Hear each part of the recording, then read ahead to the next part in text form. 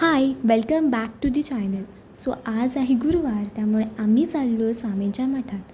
हे मठ डोंबिवलीतील नांदिवलीमध्येच आहे.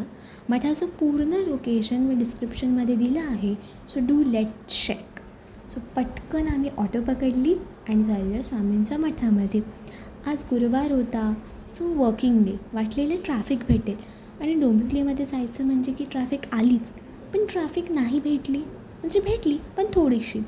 सो हे आहे मठाच्या इथलं बाहेरचं परिसर. सो मठात नेण्यासाठी आम्ही फुलं घेण्यासाठी इथे थांबलो. इथून फुलं घेतली, स्वामींची फेवरेट चाफ्याची फुलं, आणि मग गेलो स्वामींच्या मठात. हे आहे बाहेरचं एंट्रन्स. आज गुरुवार असल्यामुळे प्रचंड अशी गर्दी होती.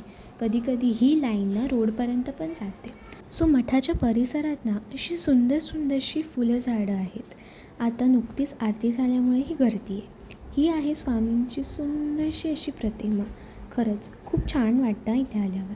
वरच्या बाजूला ना सप्तशृंगी माता, आई तुळजाभवानी, रेणुका माता, महालक्ष्मी माता अशाच यांची सुंदर सुंदर मूर्ती आहे.